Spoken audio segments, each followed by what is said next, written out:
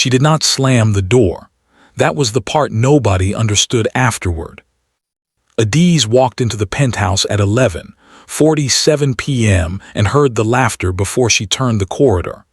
Light, feminine, completely at home, the kind of laughter that belongs to someone who has never had to be quiet in a space that didn't belong to her. Adaeze followed it down the corridor she had spent 3 years learning to walk silently through, the corridor that smelled of cedar and cold, and the particular loneliness of shared space that was never truly shared.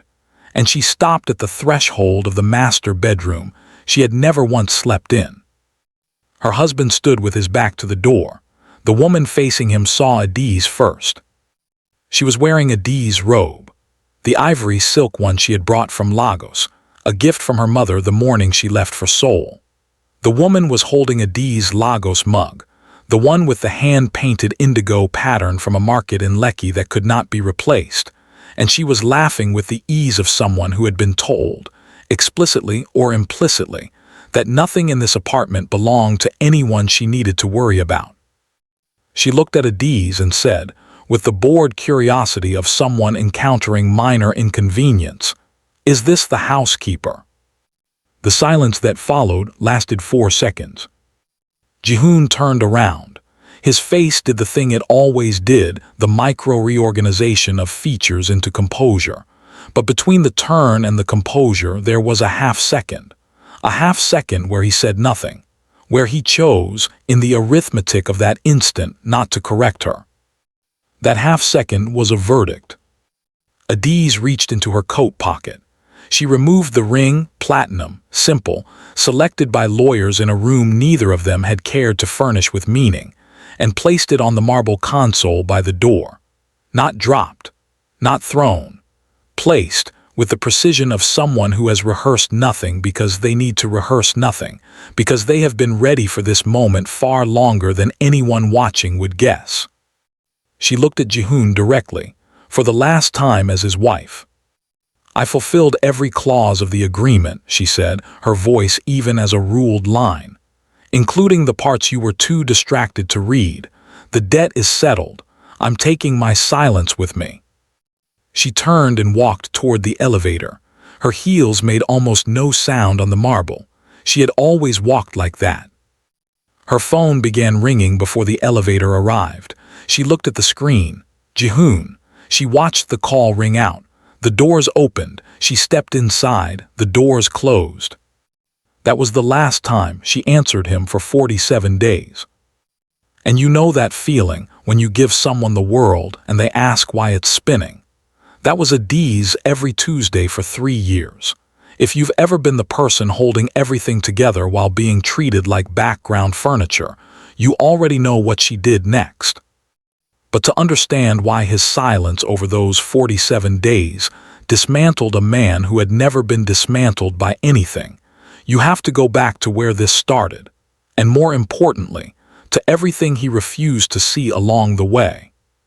3 years earlier, Adaeze Okonkwo arrived in Seoul with a carry-on bag, a leather portfolio, and the composed bearing of a woman who had been trained from childhood to walk into rooms designed to reduce her and find, instead, something she could work with. Her father, Emeka Okonkwo, was one of the largest importers in West Africa. She had sat in boardrooms since she was 12, quietly absorbing the mechanics of power, negotiation, and the particular discipline required to be the most capable person in a room without ever making the room uncomfortable about it.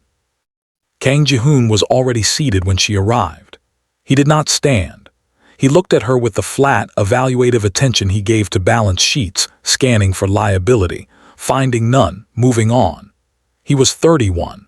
He had built the Kang Group's international division from a regional operation into a 5-continent enterprise through a combination of precision, ruthlessness, and the complete subordination of personal life to professional outcome. Their fathers had been business partners for 11 years. The merger of the Okonkwo import network with the Kang shipping infrastructure was the largest cross-continental deal either family had attempted. It needed legal and cultural anchoring in both countries. A marriage was the cleanest architectural solution. They reviewed the terms. They shook hands. They were photographed smiling at a wedding ceremony 6 weeks later while 200 guests from Lagos and Seoul watched and felt warmth for something they did not understand. Before the first flight back to the penthouse, Jihoon looked at her in the car and said it plainly. "I don't need a partner, Adaeze. I need a placeholder. Stay quiet, stay elegant, and don't complicate my life." She looked out the window at the Seoul skyline and said nothing. She had been placed. She understood her position. What Jihoon did not understand, what would take him 3 years and 47 days of silence to begin to grasp, was that Adaeze Okonkwo had never in her life simply occupied a position without making it better than she found it. It was not ambition, it was character, and character, unlike strategy, cannot be switched off. She began watching the household within her first 2 weeks, not dramatically, the way a surgeon looks at a patient clinically, thoroughly, without the vanity of making the examination visible. The staff communicated in silos. The driver didn't know the chef's schedule. The chef didn't know the guest list until the morning of a dinner. Jihoon's assistant double-booked his 4 most productive morning hours every single week and had apparently never been told which hours those were. Meetings ran over because the people scheduled into them hadn't been researched in advance. Business dinners produced lukewarm results because the table arrangement sent social signals that contradicted what Jihoon was trying to achieve. She fixed it, quietly. She had a conversation with the household chef framed as her own dietary preferences, which happened to produce culturally calibrated menus. She adjusted the schedule through her household administrative access, routing his sharpest hours to the meetings that required the most from him.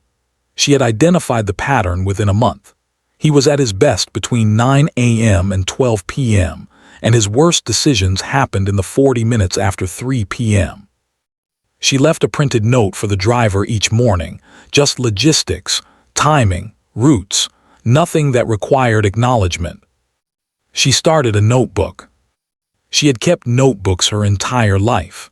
Her father had taught her, if it matters enough to notice, it matters enough to record. So she recorded. Business contacts mapped by personality profile. Ranked by what they responded to culturally, emotionally, tactically. Jihoon's schedule analyzed for energy rhythms. Cultural research on every guest roster. Deal histories cross-referenced with the behavioral signals she observed in the principals. And then something else. A section she had not planned when she started the notebook that grew quietly in the margins of the professional pages. She called it health and vulnerabilities. His left eye twitches when he is overcaffeinated.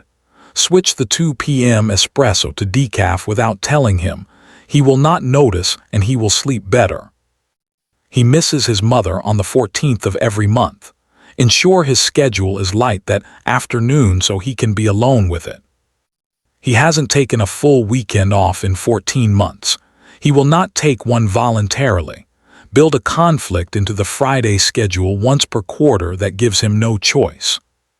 She wrote these things the way you write things you do not want to examine too closely, practically, efficiently, with the tone of a household manager. But they were not the notes of a household manager. They were the notes of someone who was paying the kind of attention that only grows from caring, written by someone who had decided not to call it caring. She did not tell him about the Lagos intervention, not then, not ever. 6 months into the marriage, Adaeze's father came to her quietly with information. A competing shipping consortium, using intermediary companies in Mombasa and Colombo, was making moves to acquire the key West African routes that Kang Group's profitability depended on. It was a slow, legal strangulation, the kind designed to be irreversible by the time the target noticed. Adaeze spent 2 months working through her father's network to block it. She used relationships she had been building since she was 18, contacts in Lagos and Accra and Abuja who owed her father favors that had never been called in. She did it without documentation, without telling Jihoon, without asking for credit or recognition. When the consortium's moves quietly collapsed, Jihoon attributed it to favorable regulatory shifts in the region. It was not regulatory shifts. It was his wife, working in the dark with the power of a family he had never fully respected, protecting an empire he thought he had built alone. Then there was the evening of her birthday. She had not told him. It was not in the household calendar she managed because she had not put it there. It felt presumptuous, like expecting something that had not been offered. But she had, quietly and with the small stubbornness of a woman who refused to let herself stop trying entirely, prepared a dinner for two. Not elaborate. Nothing that would embarrass either of them if he didn't want to sit. Just 2 plates. Candles from a shop she had found in Insadong. A bottle of Nigerian palm wine she had ordered from a specialty importer, and kept for a reason she hadn't let herself examine. Jihoon came home at 9:30 p.m. He was on a call. He walked through the dining room without looking at the table. He placed his coat on the nearest surface, which happened to be the chair across from hers, covering the second plate, and said to the phone in his hand, "Move the Singapore meeting to Thursday. Push Yoon back an hour." He walked to his office, the door closed. She sat at the table alone for 6 minutes. Then she stood, removed the plates, blew out the candles, and put the palm wine back on the shelf. He didn't see the 2 plates. He saw a convenient surface to place his coat. That was the moment Adaeze understood, in the part of herself she could no longer pretend was not paying attention, that she was not his wife. She was the ghost that kept his life running. Invisible, essential, completely unacknowledged. She did not cry. She washed the dishes and went to bed, and the next morning she left a printed note for the driver and updated the household schedule, and made sure his 9 a.m. was perfectly set up, and she did not miss a single day of work. Because that was who she was, and he had no idea. The Miyamoto dinner was 8 months later. It was the largest acquisition Kang Group had attempted in 5 years. Adaeze had been preparing the evening for 2 weeks without being asked. The venue, the arrangement, the cultural calibrations that required the kind of cross-cultural fluency Jihoon's team simply did not have. She had also, entirely in private, been studying the specific Japanese dialect associated with the Miyamoto family's home prefecture for 2 months. She had 6 languages already. This was her 7th. She had told no one. Jihoon arrived at the restaurant with his team and stopped when he saw the setup. The table arrangement placed the Miyamoto patriarch facing the window, a deliberate power position gesture in formal Japanese business culture. The flowers were chrysanthemums, correctly arranged. The first course honored an ingredient the Miyamoto family had publicly championed in a charitable initiative, a detail buried in a profile piece from 3 years prior that Jihoon's team had not read. His assistant leaned close. "I didn't arrange this." Jihoon looked down the table. Adaeze was at the far end in a deep green dress, speaking quietly with Miyamoto's daughter. Not standard Japanese, the woman's own dialect, the specific cadences of a prefecture most foreigners couldn't locate on a map. Across the table, a man Jihoon did not recognize was watching her with undisguised attention. He was Korean, early 30s, with the kind of quiet confidence that didn't need a room to notice it. When Adaeze finished speaking, the man leaned forward slightly and said, "Your Japanese is impeccable, Mrs. Kang. The Mapo accent is particularly difficult to master." Adaeze looked at him. Something passed between them, recognition, the specific warmth of being seen accurately, and she said, "Thank you. Most people don't notice which dialect it is." "I notice," he said simply. His name was Seo Youngwon. He was a competing bidder on a secondary component of the Miyamoto deal. Jihoon, across the table, felt something shift in his chest. Not tenderness. Something closer to proprietary irritation. The specific discomfort of a man who has just realized another person has noticed something about his asset that he himself has never bothered to notice. He filed the feeling under irrelevant and returned his attention to the patriarch. The deal closed before dessert was cleared. In the car afterward, Jihoon sat beside her for 11 minutes without speaking. Then, "You planned that." "I managed the household. Your dinner fell under the household." He looked at her.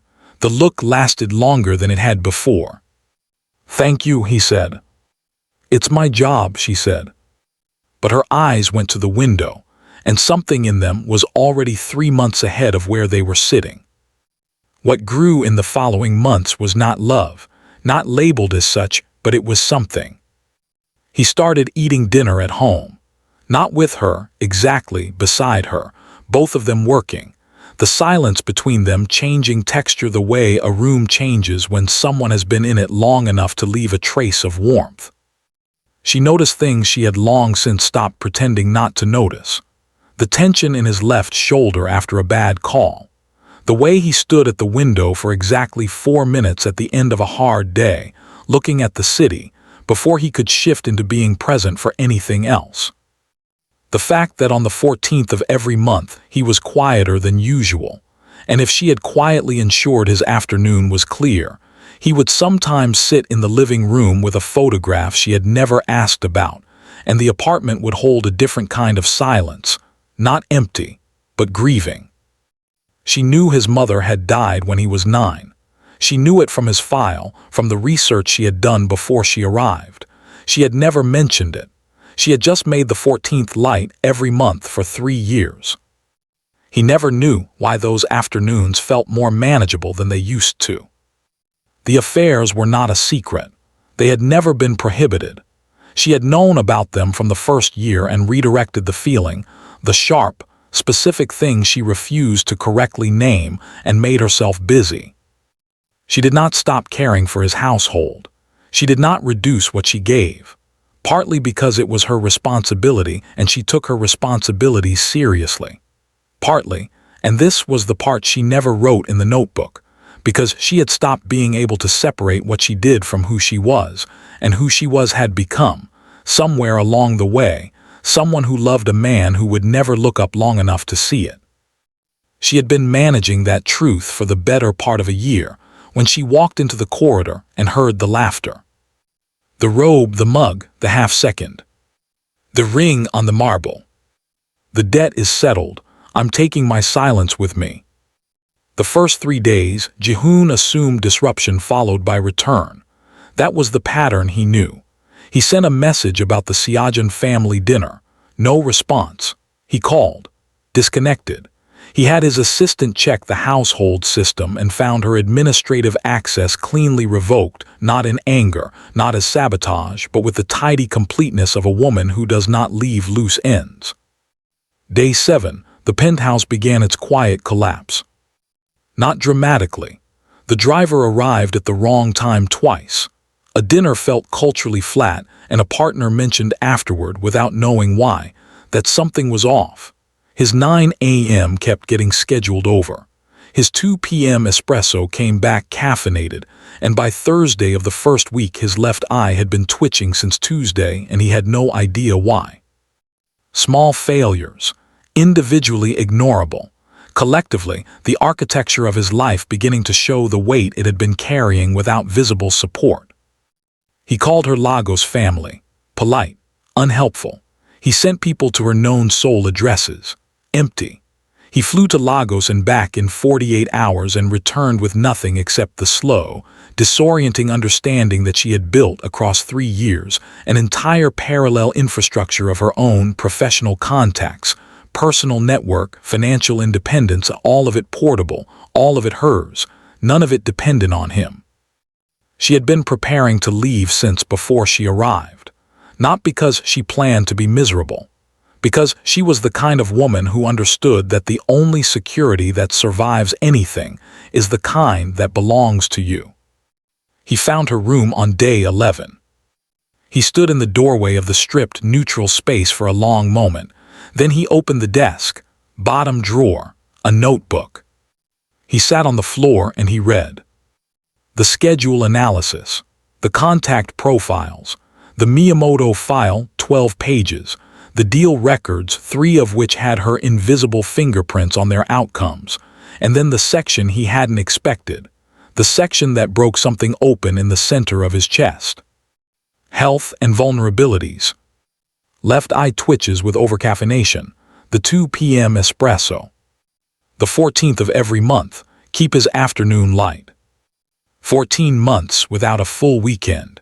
Build in an unavoidable Friday conflict once per quarter. He read further. She had found a section near the back he had not reached yet. A legal document, folded, tucked inside the back cover. He opened it, read it again. It was a series of communication records and strategic filings related to the Mombasa and Colombo consortium. The one that had quietly dissolved 2 years ago, the one he had attributed to favorable regulatory conditions in the region. There were her father's letterheads, her handwriting in the margins, a paper trail of 17 months of quiet maneuvering that had blocked a hostile acquisition of his most critical shipping lanes, conducted entirely without his knowledge, using the power of a Lagos family he had dismissed as a contract convenience. She had saved his company, literally, without telling him, without using it as leverage, without ever in 3 years bringing it up once. For 3 years he thought he was a genius. In 47 days he realized he had been a man with a very talented shadow, and the shadow had finally stepped into the sun. He sat on the floor of her empty room until the light through the window changed from afternoon to evening. He did not move to turn on the lights.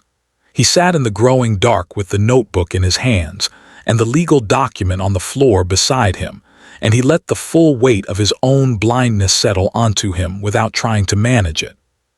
She wasn't hidden, she was everywhere, I just never looked. He found her on day 47. She was not in a small apartment piecing herself back together.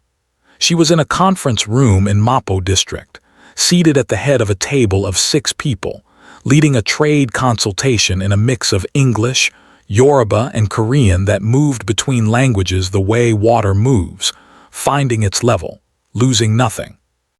She was wearing a sharp charcoal Korean power suit with a coral bead necklace from Lagos, the thick, traditional kind that women in her family wore when they meant to be taken seriously, and the effect was not a compromise between 2 cultures.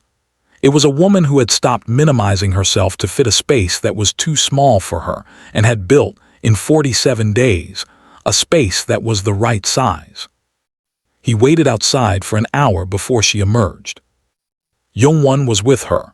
He was carrying 2 bags, one was his, one had a specific tea brand on the outside that Jihoon would not have recognized. Jihoon would later understand it was the tea she took in the morning, the specific variety, the one she had been drinking for 3 years that the housekeeper had never quite gotten right. Youngwon saw Jihoon first. His expression did not harden or challenge. He simply looked at the situation with the same quiet accuracy he brought to everything, and he said to Adaeze, "I'll be inside." She nodded. He set her tea bag down on the step beside her before he went in. Jihoon watched that small gesture the way you watch something that you cannot unknow. They stood on the pavement. The city moved around them. "I found the notebook," he said. She said nothing. "I found the Mombasa documents." She looked at him then, something in her eyes not softening but acknowledging, "Yes, you found them." 2 years ago," he said, "you saved." "I protected what was mine to protect," she said. "I was part of that company through my family's network. I wasn't doing it for you. I was doing it because I don't let things I'm connected to fail when I can prevent it." "Adaeze, I know why you're here," she said, "and I know what you read, and I need you to understand something." She said it without anger, without heat, the way a judge reads a verdict, clearly and without performance. "You asked for a placeholder, Jihoon. I played the part so well that you forgot I was a person. Don't be upset that the seat is finally empty." His jaw tightened. "That's not all it was, you know that's not." "I know what it became," she said. "For me. I know exactly what it became for me, and I know the night it became that, and I know every morning after that when I got up and made the household work and left the note for your driver and ensured the 14th was always light and never said a word about any of it." She paused. "I know all of that. The question is what you know." "I know I was blind," he said. "I know I—" "There was a night," she said quietly, "when I set 2 plates. There was palm wine, candles, it was my birthday. I hadn't told you because I thought I don't know what I thought." A pause. The first crack in her composure, small as a hairline fracture, gone in a second. "You put your coat on the chair, you walked to your office, the door closed." She looked at him directly. "I washed the dishes and I didn't say anything. And I want you to understand that was not a woman who meant nothing. That was a woman who had already decided. She meant too much to herself to force the point." He said nothing, because there was nothing to say. "You only realized it was real," she said, after it ended. A beat. Then Jungwon's voice, from the doorway behind her. He had come back out quietly, not to interrupt. His timing was the timing of a man who had been paying attention to someone for long enough to know when they needed something beside them. "The difference," Jungwon said, his voice calm and without aggression, looking at Jihoon with the direct simplicity of a man who has nothing to prove, "is that I saw her when she was silent. You only see her because she was loud enough to leave." Jihoon looked at him, then at her, at the coral beads, at the tea bag on the step. "I'm engaged," Adaeze said, not cruelly, as a fact offered with the same precision with which she had offered every fact in 3 years. "He asked me 3 weeks ago." She held Jihoon's gaze for one final moment. Not unkindly, not with triumph, with the quiet, complete authority of a woman who has paid every debt she owes and is walking away clean. Then she picked up her tea, and she walked back through the door. She did not look back. Jihoon stood on the pavement until the cold became unreasonable. He drove back to the penthouse. He did not call anyone. He sat in the living room without lights, the city glowing through the floor-to-ceiling windows, and for the first time in his adult life, he did not reach for his phone or his laptop or the work that had always been his answer to silence. He sat inside it. He thought about a woman setting 2 plates and a man who placed his coat on the chair and walked away. He thought about 14 months of Fridays protected by a conflict he had never traced back to her. He thought about a boy of 9 who lost his mother on a Tuesday, and a woman who had quietly kept the 14th light every month for 3 years, without ever asking him why it mattered. He thought about 17 months of legal filings in Lagos on behalf of a company whose CEO had told its architect she was a placeholder. He thought about the half-second, the woman in his robe, the mug from Lekki, the half-second where he had chosen in the arithmetic of that instant not to correct her. The empire he thought he had built alone was not built alone. It had never been built alone. There had been a woman in the walls of it, in the schedule, in the dinners, in the deals, in the 14th of every month, and he had lived in what she built and called it his own genius. He put the notebook in the top drawer of his desk, not as punishment, as the only honest record he owned. Every morning when he opened the drawer it would be there. Every morning would be an accounting. 12 weeks later, on a Thursday in April, Adaeze Okonkwo became Adaeze CEO in a garden in Mapo district. There were 40 guests. There were flowers she had chosen herself. There was a man who had noticed her dialect at a business dinner, who carried her tea, who had seen her when she was silent and did not require her loudness as the price of his attention. Jihoon was in a board meeting that day. He had known the date for 3 weeks. He ran the meeting with the full command of a man who had built something significant and was not finished building. When it ended, he remained in the conference room alone for 28 minutes. His assistant knocked once. He said, "Give me a moment." The assistant left. He sat with it. Some losses don't arrive as explosions. They arrive as a quality of air, in the rooms you stopped noticing, in the silences you stopped listening to, in the mornings that were always inexplicably right, and the evenings that were always inexplicably lighter than they deserved to be. You only feel their shape when the air changes. And by then, the distance between where you were and where you chose never to look has grown too far and too permanent to cross. He had been a man with a very talented shadow. And the shadow had stepped, finally and completely, into her own sun. Some seats, once empty, are not meant to be filled again. Some people, by the time you learn how to look, have already built a world in which your looking is no longer required. If this story hits something in you, if you've ever been the one holding everything together while being treated like you were nothing, drop it in the comments. Tell me, if you were Adaeze, would you have left the notebook behind, or would you have let him fail completely? Was she too kind?